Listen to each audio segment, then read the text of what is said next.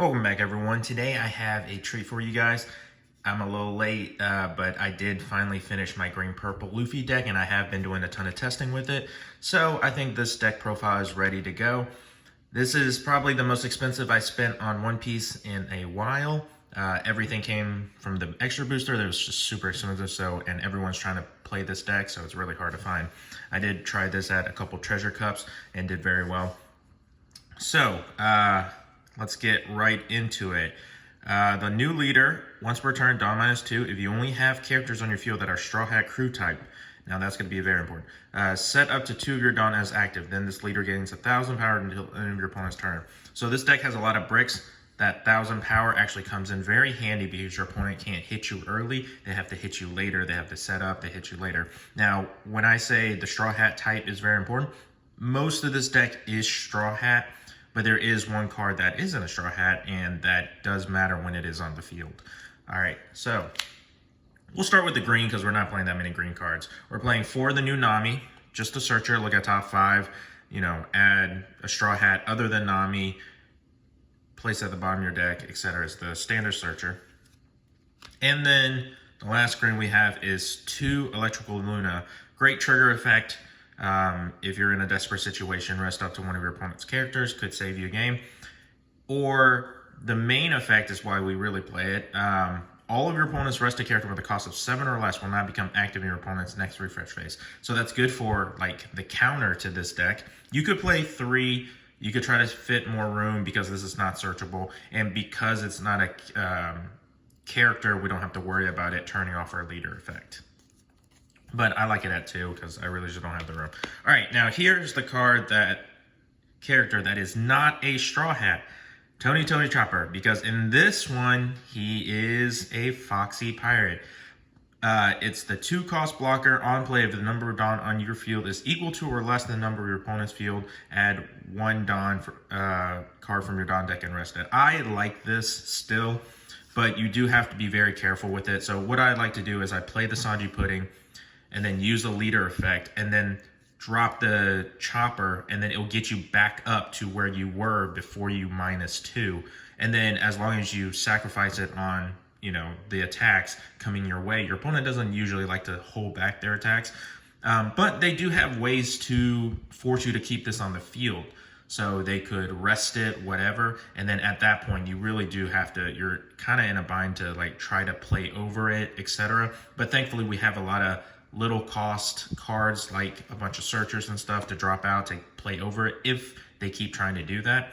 But it depends on the deck. Most decks can't do that, and this is a blocker, so just get rid of it as soon as you can. Even if it's on the weakest attack, if you think there's a chance your opponent's going to hold back the attack, their wave of attacks, just go ahead and get rid of it on the weakest attack. Now, if you're worried about making that mistake, you could play Nico Robin, 2-cost blocker, dropping it out for basically the same reason. But I think having that ramping back up to where you were before you use the leader effect is very important. I like to, even though I like to have my Dawn up, I don't want to fall behind on Dawn, even though it seems fine with this deck because you have to have a lot of Dawn to play your cards. I do still want to be able to have Dawn to attach later to attack, but be very careful because this is not searchable and not a Straw Hat Pirate. I am playing 3 Frankie, same reason I play for Chopper really, but this is a Straw Hat. So on play and when attacking, so those are usually always really good effects. If your leader has a Straw Hat, look at the and the number of Dawn on your field is equal to or less than the number of Dawn on your opponent's field, add 1 Dawn and rest it. So like, again, Sanji and Pudding, you play Sanji Pudding and then you use leader effect, you're gonna have 3 active Dawn. You play this, you'll go back to where you were. And then on attack, it does the same thing. So when you do it next turn, you'll go back to where you were. And all of this is under the assumption you've only played 1 Sanji Pudding so far.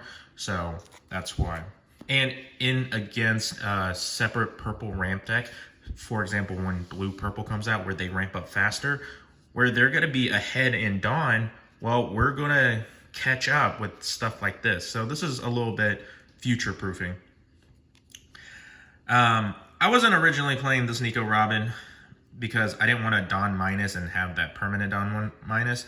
But after playing a while, I realized I don't actually have a problem with attackers. I don't need any more attackers. I really do need defense, and I don't have to use the Dawn -1. I could just sacrifice it as a blocker, especially if, again, if we have one Sanji Pudding, we're going to have 3 Dawn up, so we could play the Nico Robin. So Dawn -1, look at 3 cards from the top of your deck, reveal up to 1 Straw Hat crew type card and add it to your hand. So that's anything. You could add Gum Gum Giant if it's there, etc. Next, of course, we have one of our very few 2K counters. We play Usohachi. If you have 8 or more Dawn cards on your field, rest up to one of your opponent's character with a cost of 5 or less. With the way a lot of people play, they don't ever like actually get up to 8 or barely get up to 8, and they play this on the final like finishing turn. Because of the way I built it with a bunch of Dawn or cards like Chopper and Frankie to catch back up, I actually don't fall behind in Dawn. So this is more active in this version than in the standard more green purple. Next we have 4 Zoro Juro. This on play, look at 5, reveal, add 1 purple Straw Hat crew type card. It does have to be purple. I have seen people try to add green, so etc. So, or like the Nami and stuff, they can't do that. Even though most of this deck is purple, just be careful, you can't add that Nami. But he can add himself, so that's not very standard of Researcher. But he's a great body too, 4/6. And that actually does come important because I forgot to mention that in most cases, I actually like to go second. I've seen a lot of people like to go first because they want to drop the Sanji Pudding first. But if you go second, especially in the mirror match, it's so important to go second in the mirror match because you want to drop one of these on your turn 2 and then drop a Sanji Pudding on your turn 3.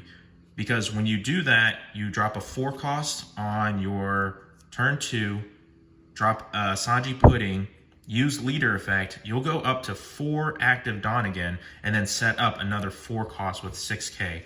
And then if you're doing the mirror match, they can't play anything at 3. They can't play a body at 3, or a big body at 3.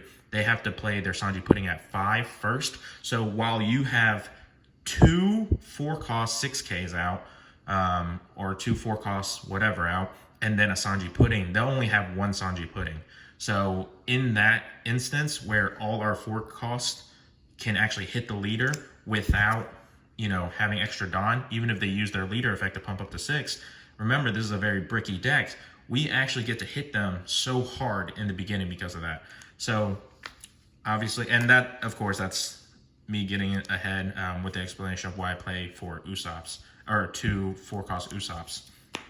I was originally playing, the Roronoa Zoro.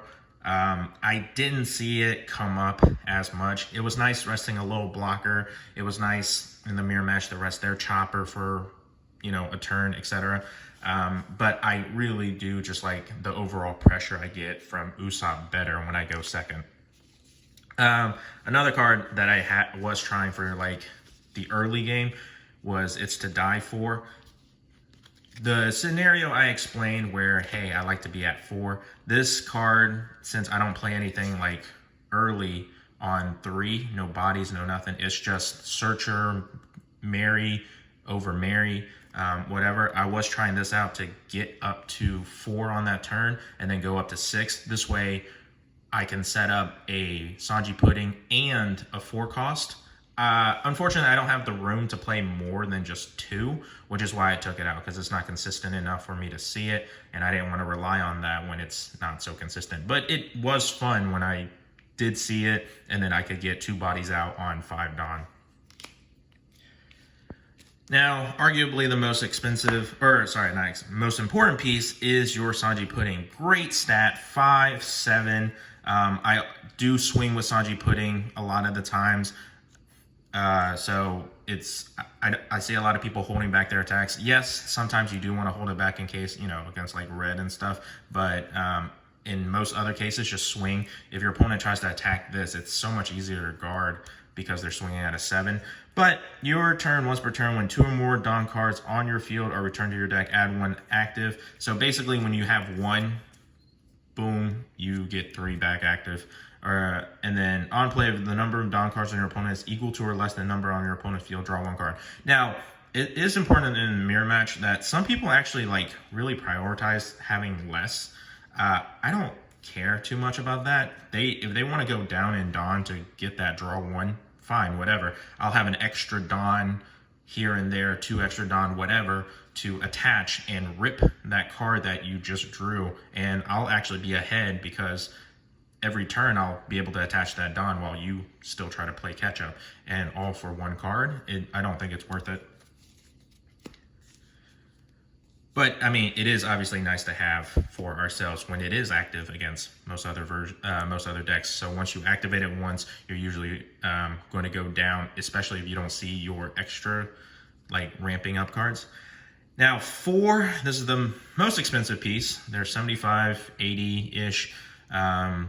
If your leader is multicolor and your opponent has 5 or more Dawn on the field, this character gains Rush. But if they go down in Dawn, so say they activate Gum Gum Giant, whatever, and they're no longer at 5, you do not have Rush. Just very important to clarify that. When attacking once per turn, you may return 2 of your active Dawn to your Dawn deck. Set this character as active. Really crazy card. And then add 1 card from the top of your life cards to your hand. Now, if you're at 0, you're not going to add anything, so it's kind of nice for that. Usually, you only get 1 of these out to redo that effect. 2 is unlikely, but sometimes, you know, you drop 1 out just for the rush, and then your opponent couldn't take it out. You could drop a second one, and you're already down, and you're going for game anyway. It is very nice because it is a very big boy.